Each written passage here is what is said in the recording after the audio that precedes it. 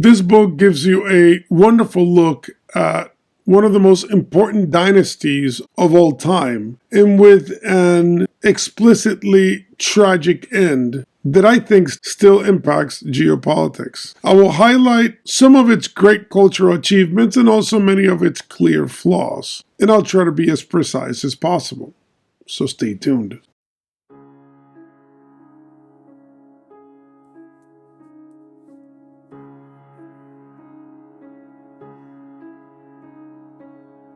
Welcome to biblioCultist, where I review books that I find interesting in the topics of religion, philosophy, history, and fiction. Please remember, subscribe to the channel and click the bell for notifications, like the video, share the video, comment on the video. Again, I thank people that already do this so the channel can continue growing. But those that haven't done it yet, please do so. Share it with a friend, share it with a family member. If you like a particular book, go to my playlist.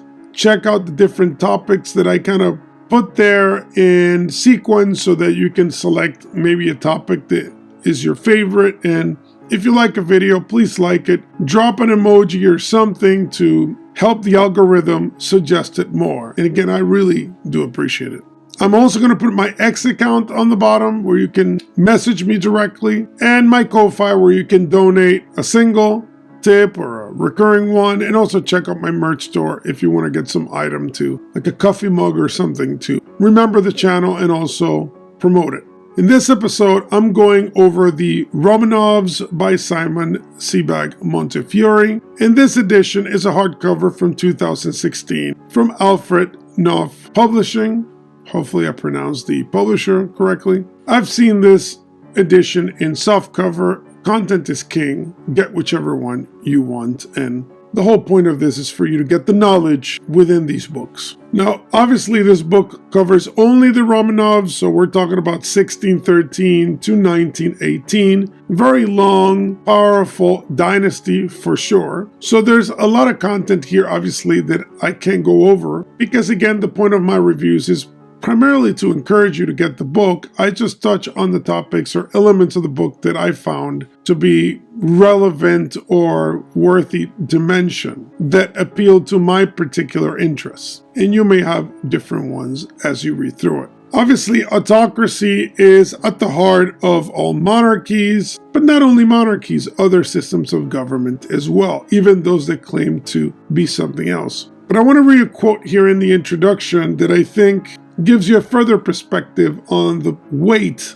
of autocracy in Russia. Quote, "The believers in Russian autocracy were convinced that only an all-powerful individual blessed by God could project the effulgent majesty necessary to direct and overawe this multinational empire and manage the intricate interests of such a vast state. At the same time, the sovereign had to personify the sacred mission of Orthodox Christianity and give meaning to the special place of the Russian nation in world history.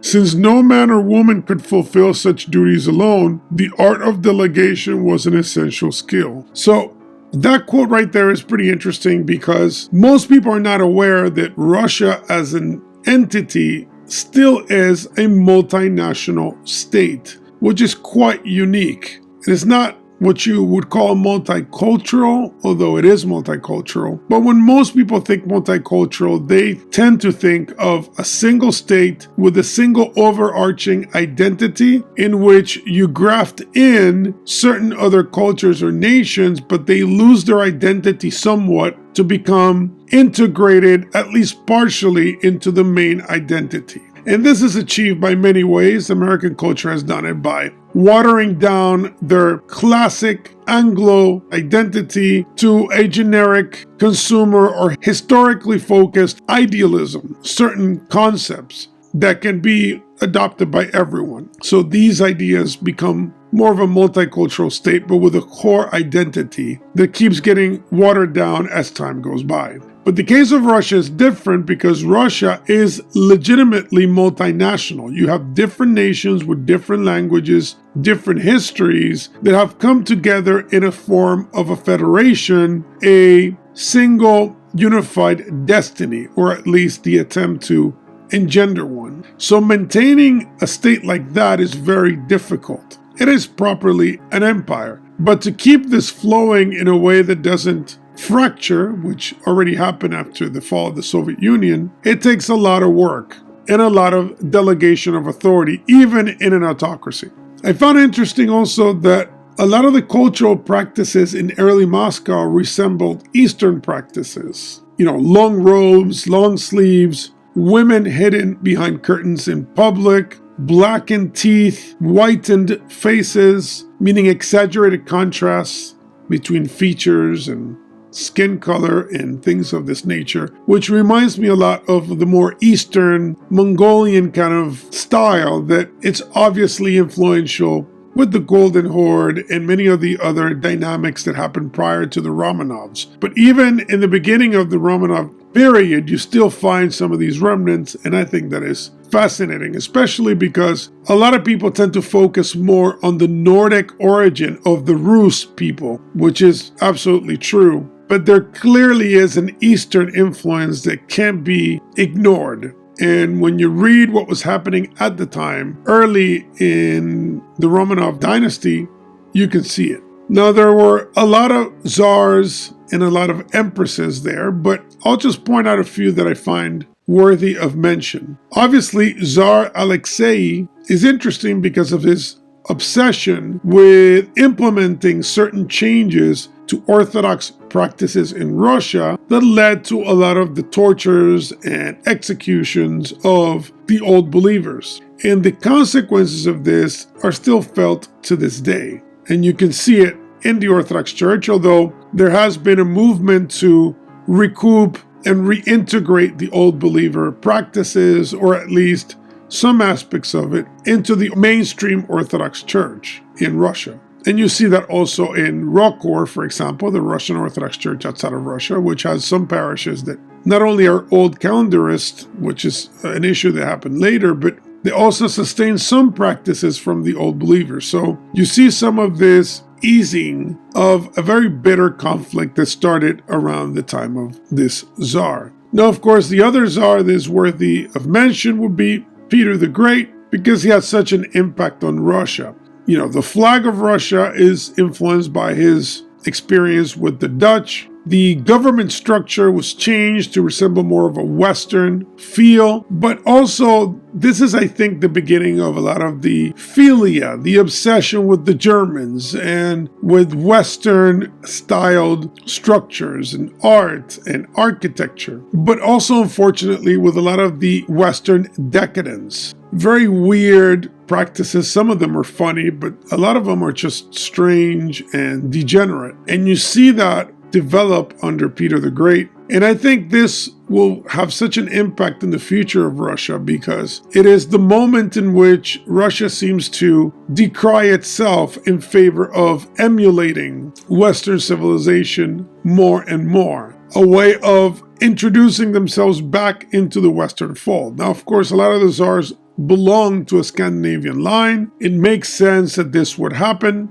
But at the same time, this admixture with the Germans and this desire to appear more Western, I think will have negative consequences later on in its history. Of course, that's a personal perspective. So let me give a quote on this matter. And this has to do with changes that Peter activated in the history of Russia. Quote, Peter's last decree of the old century was to change the Byzantine calendar, which dated the world from the creation. At the end of Byzantine year 7208, Peter adopted the Western style of dating from the birth of Christ.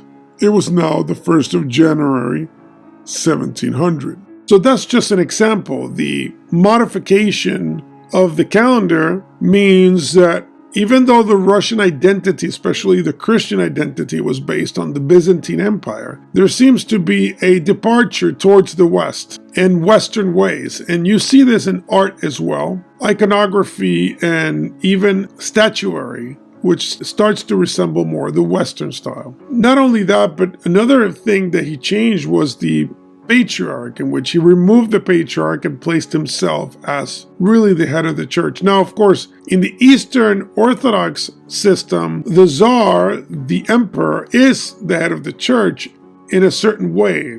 what people call Caesaropapism. But you still would have a patriarch, and you would have the eagle with the two heads. Sometimes you see it with three heads. But in this case, Peter the Great basically eradicated the position and assumed it completely, which is quite a change. And you would see later on kings like Henry VIII trying to emulate this structure and assume a similar position. But of course, that ended up in the complete collapse of Anglicanism, with all due respect to those that consider themselves Anglican, but you can see today what the remnant is. And the fruits of that tree have not been that great. Now, St. Petersburg, obviously part of the legacy of Peter the Great, became the crown jewel of the Russian Empire. And that's beyond Peter the Great himself, but it went on for many of the empresses, and I would even argue to this day, St. Petersburg is still considered to be one of the main attractions of Russia, one of its pride and joys. But here's a very interesting quote. But Petersburg sophistication was a facade. There was so little furniture that the contents of each palace had to be moved every time the empress changed residence. Often her own palaces were so badly built they fell down. And when Catherine and Peter were staying in one of the Razumovsky's new wooden palaces, the building suddenly started to sink. The Grand Ducal couple just got out alive. 16 servants were killed, and a weeping Razumovsky threatened to commit suicide. In Moscow, Elizaveta's Golovin Palace, where 17 maids of honor had to sleep in a cupboard, caught fire. The Empress lost 4,000 dresses, and she, Peter, and Catherine only just escaped. It's not rare, marveled Catherine, to see coming from an immense courtyard full of mire and filth that belongs to a hovel of rotten wood, a lady covered in jewels and superbly dressed in a magnificent carriage, pulled by 6 old nags and with badly combed valets. And this is just an example. There's plenty of other interesting and I find funny examples of the situation. It was almost like an Epcot center of Western civilization. They would import a lot of Italian artists and architects and all that, but really the results were not that great. And also a lot of the consequences of the empresses, which were actually a lot more warlike than people can imagine. Emperor Paul decided to regulate succession to the male line only, and therefore, from that point forward, eliminated the possibility of a female empress. And I'm sure today that would be controversial, but I think that if you have empresses that are at a whim's call, ready to invade everyone and murder everyone at court, I think you could maybe understand the inclination not to go that route, even if it's just an issue of a bad empress, not necessarily because she's a female, because a lot of the emperors were quite violent and in many cases incompetent as well. It was also Paul that had the weird obsession with Napoleon, with having to fight him, but at the same time just being obsessed with the grandiosity of Napoleon. Like I mentioned before, most of these czars seem to have been obsessed with the grandiosity of the Germans, of the French, of the Dutch, of the English. And I think this carries through, obviously, with Alexander, who had to fight Napoleon, actually. And I think this carries through all the way to Stalin. And I have a review, you can check it out in my history playlist, in which I go over the author's book on Stalin, which is a continuation of this book, actually, in a way, which is called Red Tsar.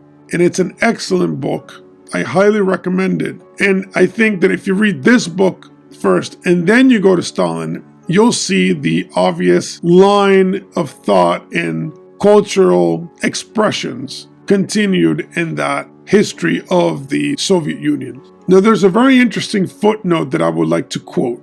On 10 September 1863, U.S. President Abraham Lincoln signed his own Emancipation Proclamation freeing 6 million black slaves. Russia and America, the Tsar told the U.S. Minister to Petersburg, Cassius Clay, quote, were bound together by a common sympathy in the common cause of emancipation, end of quote. During the Crimean War, America had supported Russia, sharing the same foe, Britain. During the American Civil War, Britain and France leaned towards the Confederacy, But Alexander backed the Unionists, sending the Baltic Fleet to New York and his Pacific Fleet to San Francisco for 7 months.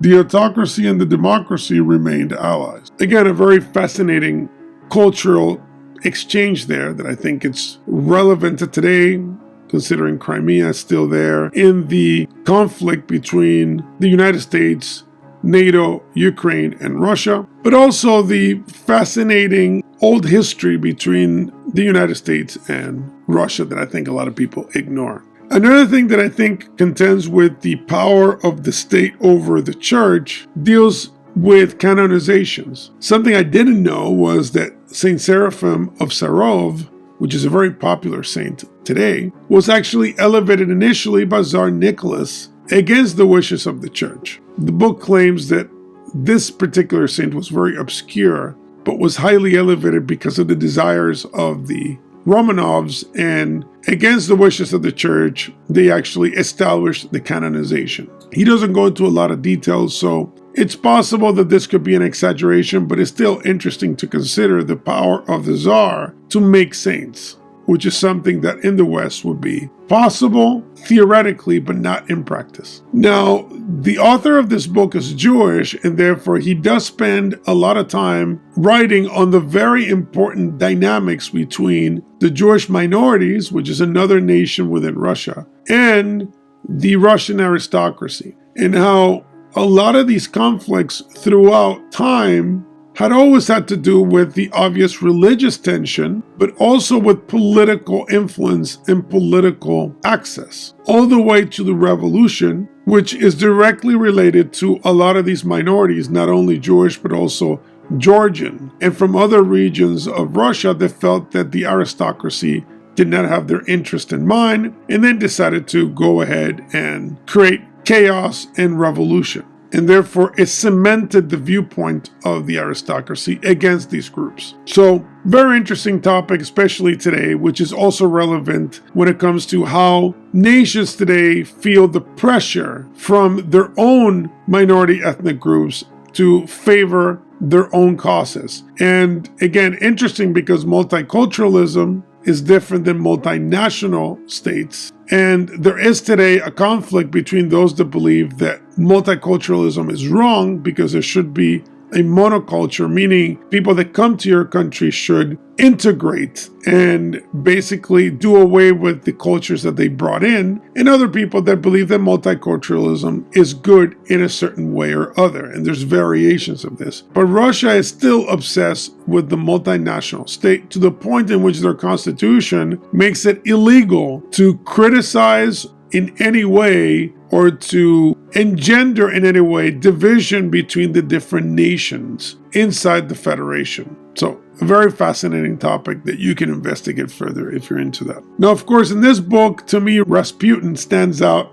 dramatically because he's one of the most interesting characters of all time. But the weirdness of this character and the way that he influenced the Romanovs to such a degree with his magic, with his personality, with his theories, is quite fascinating.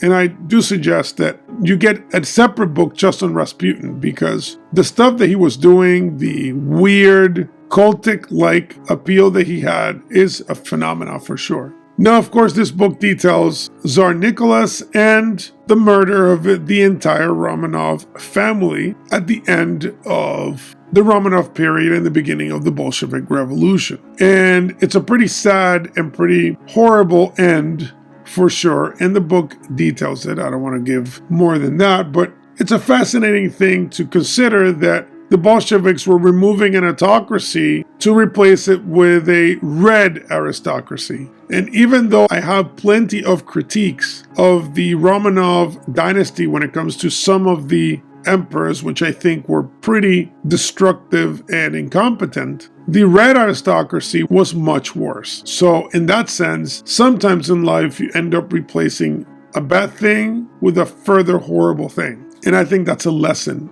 of history. So all in all, I think this is a wonderful book. I think it's a must read for people that want to understand Russia even to this day, the psychological dynamics of a people. And again, It's a single book, so obviously it just gives you a taste. I suggest you read plenty of books on the topic if you want to know more. But if you just want to have at least one, read this one, then read the one about Stalin, and I think you will get a wonderful education on these topics. I have plenty of other books on this, and those give you different perspectives. If you have a book that you think would give me a better perspective on a particular czar that you think is relevant or important, put it in the comments. I'm always open to your suggestions on books. As you can see in my channel, I have a very eclectic taste, so I don't mind going in one direction and going in another. It's part of my journey as well. So hopefully you enjoyed this review. Please remember to subscribe to the channel, click the bell for notifications, like the video, share the video, comment on the video.